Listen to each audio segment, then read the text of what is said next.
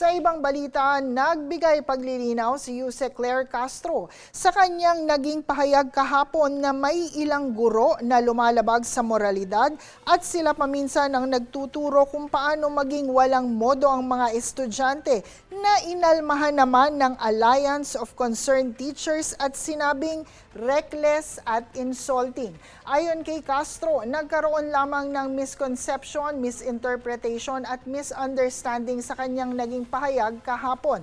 Ayon pa sa kanya, ito ay pagpapaalala lamang sa mga guro kung ano ang kanilang malaking role bilang tagahubog ng magandang kaugalian ng mga bata.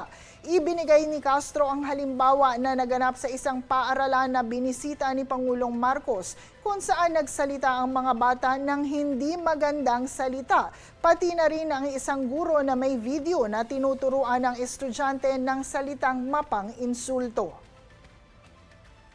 Okay, gusto lang po natin ipaliwanag at mukhang nagkakaroon po ng misconception, misinterpretation, misunderstanding sa ating nabanggit kahapon. Unang-una ay wala po tayong sinisisi na mga guro. Ito ay pagpapaalala sa ating mga kagalang-galang na mga guro kung ano po ang kanilang malaking role bilang tagahubog ng magandang kaugalian, lalong-lalo na sa mga kabataan. Ang ating pong sinabi ay ito po. Dapat na ang mga kabataan natin ay naggagabayan.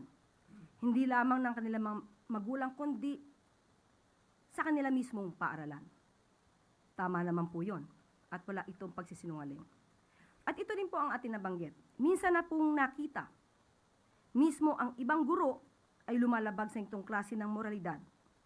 Sila minsan ay nagtuturo sa kanilang mga estudyante kung paano maging walang modo, lalong-lalo na sa mga nakakatanda o sa ibang tao.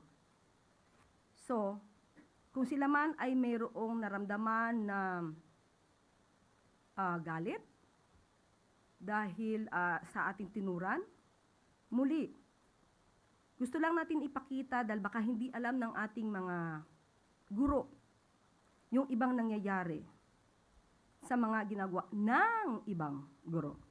So, nais ko pong ipaliwanag kung saan po ito nagmula para hindi po sila maiba ang kanilang pananaw sa ating sinabi. Dahil gusto ko rin po namang mapatunayan na itong ating sinabi ay naaayon din po sa mga naimbestigahan.